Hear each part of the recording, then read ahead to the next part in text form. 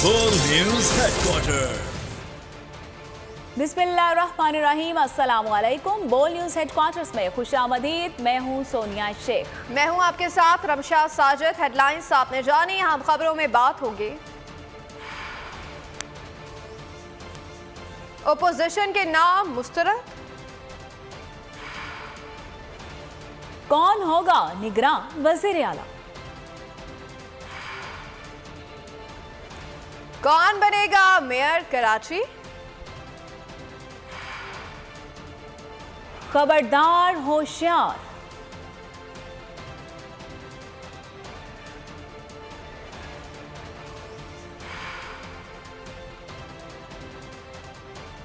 यकबस्ता हवाएं, बर्फबारी और बारिशें, और शान मसूद की नई इनिंग्स। इन सब पर भी बात करेंगे। और बुलेटिन के आगाज में सबसे पहले आपको बताएं कि कराची पुलिस की जुराइम पेशा अफराद के खिलाफ कार्रवाइयां, 7 मुलजमान को गिरफ्तार कर लिया। क्लिफ्टन में बोट बेसन बीच व्यू पार्क के करीब मुबैना पुलिस मुकाबला, फायरिंग के तबादले में 2 मुलजमान जख्मी हालत में गिरफ्तार। हालत तशवीशनाक बताई जा रही है। पुलिस ने बताया कि मुलजमान से असलहा और मशरूका मोटरसाइकिल बरामद कर ली है।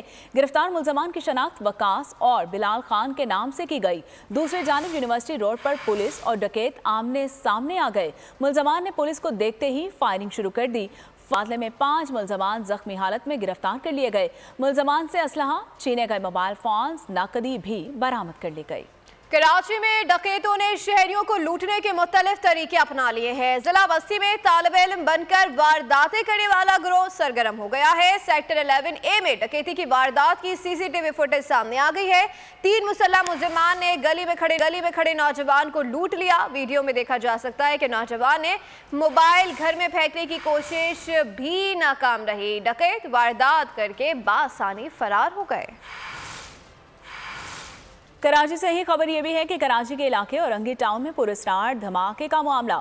बम डिस्पोजल स्क्वाड ने जाय वकुआ को क्लियर करार दे दिया। बम डिस्पोजल स्क्वाड की रिपोर्ट के मुताबिक नशे के आदी अफराद दुकान के मचान पर बड़े बल्ब में आइस का नशा कर रहे थे। नशे के दौरान धमाके से बल्ब फट गया। बल्ब फटने के बायस तीनों अफराद के चेहरे झुलस गए। जाय वकुआ से कोई आतिशगीर मवाद या सिलेंडर फटने के शवाहिद नहीं मिले। जख्मी होने वाले तीनों अफराद नशे के आदी हैं। सियासत के मैदान से खबर शामिल करते हुए आपको बताएं कि कप्तान ने ओपोजिशन के निगरान वज़ीर आला पंजाब के नामों को मुस्तरद कर दिया है। बोल न्यूज की प्रोग्राम बस बहुत हो गया में कहा कि निगरान वज़ीर आला के लिए जरदारी के फ्रंट मैन में नाकाम किया गया है। हम कभी भी ऐसा वज़ीर आला कबूल नहीं करेंगे। हुकूमत पर तनकीद करते हुए इमरान खान ने कहा कि हुकूमत को डर लग गया कि हम असेंबली में वापस आ रहे हैं तो इस्तीफे कबूल कर लिए। पार्लियामेंट फंक्शनल नहीं है, इसमें मजाक हो रहा है। जनरल बाजवा ने 2 अफसरान भेजे। उन्होंने नवाज शरीफ के पनामा केसेस साबित किए हैं। नवाज शरीफ इसी वजह से जनरल बाजवा को आज तक माफ नहीं कर रहा। तोशाखाना केस पर बोले, मैंने अपनी घड़ी बेची है। हुकूमत और हैंडलर्स ने मिलकर तोशाखाना को बहुत बड़ा इशू बना दिया। तोशाखाना में ही कुछ नहीं, मतलब खोदा पहाड़ निकला चूहा। अदालत ने जब रिकॉर्ड मांगा तो कहा कि ये सीक्रेट है। अब पंजाब में क्या हो रहा है? इन्होंने क्या नाम दिए? एक फ्रंट मैन है जरदारी का, एक फ्रंट मैन है शहबाज शरीफ का। केयरटेकर का तो मतलब ये है कि आपका न्यूट्रल अंपायर खड़ा हो। इन्होंने तो वो आदमी खड़ा कर दिया है नून लीग से भी हमें ज्यादा नुकसान पहुंचाने वाला। बिल्कुल इसको एक्सेप्ट नहीं करेंगे। हमारे पास इसका ट्रैक रिकॉर्ड है पूरा। इन्होंने मिल के साथ चोरों को ऊपर बैठाया। उन्होंने आते साथ ही असेंबली में सारे अपने करप्शन के केसेस कानून पास के नैब की अमेंडमेंट चेंज करके माफ करवाया। जनरल बाजवा ने 2 ब्रिगेडियर भेजे थे। उन्होंने साबित क्या नवाज शरीफ की पैनमा केस, जिसकी वजह से नवाज शरीफ आज तक माफ नहीं कर रहा जनरल बाजवा को। एक दफा ये कोई चीज ना चाहे, पाकिस्तान में वो नहीं होती, ना एहतसाब होता है, ना उस वक्त रूल ऑफ लॉ होता है। और ये जनरल बाजवा ने जुल्म किया क्योंकि एक आदमी के पास इतनी ताकत है, आर्मी चीफ की इतनी ताकत है पाकिस्तान में, क्योंकि उनका सबसे मुनज़्ज़म इदारा है। 60 सालों में आधी दफा मार्शल लॉ रह गया और आधी दफा जो सिविल गवर्नमेंट्स भी आए हैं, इनका बड़ा इनकी पेनिट्रेशन है। ना इस वक्त पार्लियामेंट फंक्शनल है, वो तो मजाक हो गया ना। पार्लियामेंट। जब हमने कहा, उनको डर लगा कि हम पार्लियामेंट में आ रहे, तो उन्होंने लोगों को निकाल दिया और राजा रियाज बन गया, जिसने नून का टिकट लेना वापस।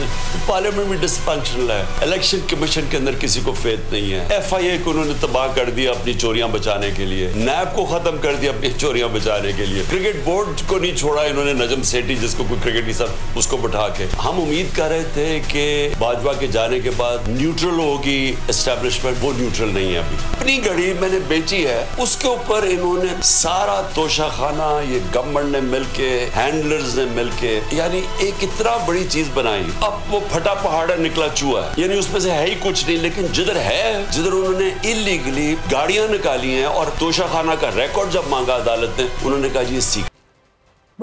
बुलेटिन में आगे देखिए, कराची खंडर में तब्दील, पंजाब का निगरान वजीर आला बनकर कौन कराएगा इलेक्शन, आज होगी सिलेक्शन। पंजाब का निगरान वजीर आला कौन होगा, इलेक्शन कमीशन आज फैसला सुना देगा। वजीर आला और अपोजिशन इत्तेफाक राय में नाकाम रहे, पार्लिमानी कमेटी भी कोई फैसला ना कर सकी। अपोजिशन ने हुकूमती नामों पर एतराज उठा दिए।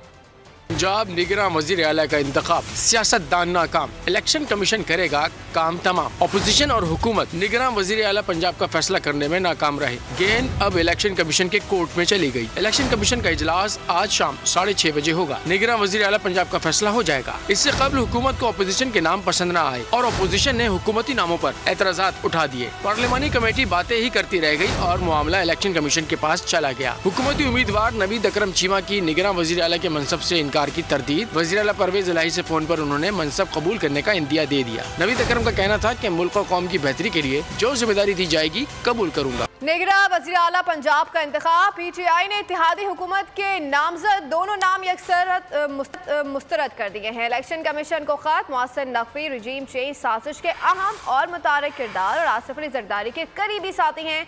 मोहसिन नकवी पर नैब केस भी सामने आ गया। अहाद चीमा शहबाज शरीफ से कुर्बत और वाबस्तगी के हवाले से जाने जाते हैं। इनके खिलाफ 17 जबकि PTI की तजवीज़ करदा नाम अच्छी शोहरत रखते हैं। निगरान वज़ीर आला पंजाब के लिए अपोजिशन के नाम PTI ने बड़े एतराज़ात उठा दिए, दोनों नाम मुस्तरद कर दिए। तहरीक इंसाफ ने इलेक्शन कमीशन को खत लिख दिया। खत में कहा गया कि मोहसिन नकवी रजीम चेंज साजिश के अहम और मुतहर्रिक किरदार रहे। मोहसिन नकवी वज़ीर आला पंजाब से ख़ानदानी निस्बत भी रखते हैं। मोहसिन नकवी का नैब में मुबैना तौर पर रज़ाकाराना रकम वापसी का केस भी सामने आ गया।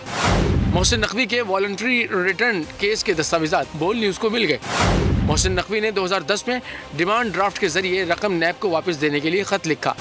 मोहसिन नकवी हारिस स्टील केस में 35 लाख रुपए नैब को वापस कर चुके हैं। लेटर में मजीद लिखा गया है कि अहद चीमा शहबाज शरीफ से कुर्बत और वाबस्तगी के हवाले से जाने जाते हैं। शहबाज शरीफ के हमरा नैब के कई मुकदमात में शरीक मुलजिम हैं। जमान पार्क में मीडिया से गुफ्तगू में मारूफ कानूनदान बैरिस्टर अली जफर का कहना था, ऐसा वजीर आला आना चाहिए जो गैर जानिबदार और सियासी वाबस्तगी से आज़ाद हो। खैबर पख्तूनख्वा के निगरान वज़ीर आला आज़म खान ने ओहदे का हल्फ उठा लिया।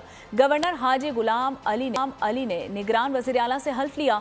तकरीब हल्फ बर्दारी में स्पीकर मुश्ताक अहमद गनी, साबिक अपोजिशन लीडर अकरम दुरानी समेत मुख्तलिफ सियासी और सिविल और मिलिट्री हुकाम ने शिरकत की। निगरान वज़ीर आला आज़म खान का कहना है कि साफ और शफाफ इलेक्शन के लिए भरपूर किरदार अदा करें। खैबर पख्तूनख्वा के निगरान वज़ीर आला आज़म खान ने ओहदे का हल्फ उठा लिया। गवर्नर हाजी गुलाम अली ने निगरान वज़ीर आला से हल्फ लिया। सद के दिल से हलफ उठाता हूँ, सद के दिल से हलफ उठाता हूँ कि मैं खलूस नीयत से पाकिस्तान का आमी और वफादार रहूँगा, पाकिस्तान का हामी और वफादार रहूँगा। तकरीब हलफ बर्दारी में स्पीकर मुश्ताक अहमद गनी, साबिक अपोजिशन लीडर अकरम दुरानी समेत मुख्तलिफ सियासी और सिविल और मिलिट्री हुकाम ने शिरकत की। सियासी जमातों के एतमाद का शुक्रिया अदा करता हूँ। निगरान वज़ीर आला आज़म खान का कहना है कि साफ और शफाफ इलेक्शन के लिए भरपूर किरदार अदा करेंगे। सबसे पहले प्रॉब्लम जो है आपका इक्तिसादी है, इक्तिसादी प्रॉब्लम है, इकॉनमी का प्रॉब्लम है। दूसरा जो है लॉ एंड ऑर्डर का प्रॉब्लम है, दहशतगर्दी है और चीज़ें हैं। तो और जनरली एडमिनिस्ट्रेशन का इलेक्शन आ रहा है, इलेक्शन में हम इलेक्शन कमीशन को सपोर्ट करेंगे। जो एडमिनिस्ट्रेटिव सपोर्ट है, लॉ एंड ऑर्डर का सपोर्ट है, वो हम उनको देंगे ताकि साफ और शफाफ इलेक्शन हो जाए। निगरान वज़ीर आला खैबर पख्तूनख्वा आज़म खान चीफ सेक्रेटरी समेत दीगर अहम ओहदों पर रह चुके हैं। वो साबिक निगरान वफाकी वज़ीर भी रहे। आज़म खान पेट्रोलियम और मजहबी उमूर की वजारतों के वफाकी सेक्रेटरी भी रहे। कप्तान ने कराची के इंतखाबात को तस्लीम करने से इनकार कर दिया है। बोल न्यूज के प्रोग्राम बस बहुत हो गया में गुफ्तगू में कहा कि कराची में इलेक्शन हुआ ही नहीं है। पुलिस इंतजामिया सब धांधली में मुलव्वस है। इलेक्शन कमीशन को न्यूट्रल होना चाहिए था। उन्होंने 7 से 8 दफा हमारे खिलाफ गलत फैसला किया। अगर इसी तरह के इलेक्शन कराने हैं तो फिर इलेक्शन कराने का फायदा ही नहीं। पहले तो कराची में इलेक्शन हुआ ही नहीं। अगर इसी तरह के इलेक्शंस करवाने हैं तो फायदा ही नहीं इलेक्शंस करवाने। इलेक्शंस का बेसिकली मकसद ये होता है कि अवाम की जो चॉइस है, जो अवाम जिसको पसंद करते हैं, जो जिस जमात को, जिन कैंडिडेट्स को अवाम समझते हैं कि हमें रिप्रेजेंट करेंगे, तो वो उनको वोट देना चाहिए और उनको ऊपर आना चाहिए। तो जिस इलेक्शन के अंदर वो पार्टी जीत जाए जिसकी कराची के लोग नफरत करते हैं, क्योंकि कराची को तो उन्होंने खंडर बना दिया है। कराची तो रहने के लिए जगह ही नहीं रही जो ये पीपल्स पार्टी की करप्शन ने किया है। कराची क्या, सारा सिंध के अंदर ये हाल है। सिंध ही खंडर बन चुका है। सिंध तो मुझे अब ऐसे लगता है कोई कच्ची आबादी बन गई है। जो सिंध के हालात देखे हैं और कराची के अपनी आंखों के सामने हमें नीचे जाते देखे, क्योंकि जिस सतह की करप्शन है पीपल्स पार्टी में, यानी बेशर्मी से चोरी करते हैं। कराची के लोग तो सबसे ज्यादा शऊर वाले लोग हैं। तो कराची क्योंकि उनकी बड़ी पॉलिटिकल लोग हैं, या वहाँ पश्तून है जो अक्सरियत है, मैं कराची की बात कर रही हूँ, उर्दू स्पीकिंग है, उनमें बड़ा शऊर है। तो वो कैसे पीपल्स पार्टी को इलेक्ट कर सकते हैं? तो ये तो एक पूरा एक पुलिस, एडमिनिस्ट्रेशन, धांधली, इलेक्शन कमीशन, ये मिलके ये मजाक किया है। ये इलेक्शन नहीं है और होना भी नहीं चाहिए। इसको अनाल कर देना चाहिए, क्योंकि ये पब्लिक रिप्रेजेंट ही नहीं करता पब्लिक को। कराची का मेयर कौन होगा, जोड़ तोड़ उरूज पर है। दावे भी जारी हैं। सईद गनी कहते हैं कि मौलाना पीपल्स पार्टी का हक है और हाफिज नईम कहते हैं कि मेयरशिप पर कोई समझौता नहीं होगा। सईद गनी ने तमाम सियासी जमातों को मिलकर बैचने की पेशकश की। जो मेयर का ओहदा है, उसूली तौर पर, अखलाकी तौर पर मैं ये समझता हूँ कि जमात इस्लामी को भी ये बात सोचनी चाहिए कि जो सिंगल लार्जेस्ट पार्टी है, पहले बुनियादी तौर पर हक जो है उस पार्टी का होता है। जमात इस्लामी ने अपने आप को पेश कर दिया है और जाहिर है कि जमात इस्लामी की इस वक्त ये पोजीशन है कि हम इंशाल्लाह अपना मेयर बनाएंगे। अगर वो चाहते हैं कि अपना मेयर लाएं, उसके लिए वो एफर्ट कर रहे हैं, बाकी जमातों से रब्ता कर रहे हैं, तो बिल्कुल उनको करना चाहिए। कोई मेरे पास नहीं आएगा तो मैं ये पैसे आपको नहीं दूंगा।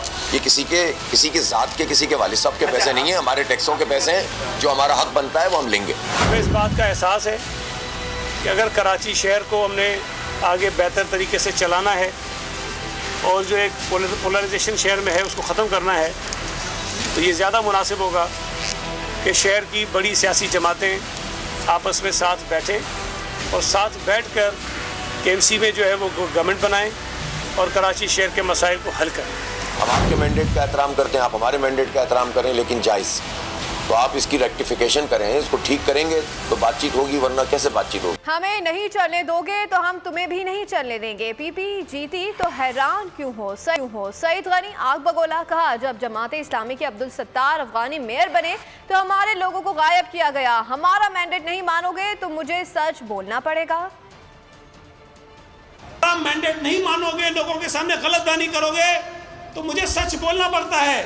आपकी इस जीत को जो हैरान कुन है, हम उसको मानते हैं। पीपल्स पार्टी की जीत हैरान कुन नहीं है। बराए मेहरबानी उस जीत को मानो।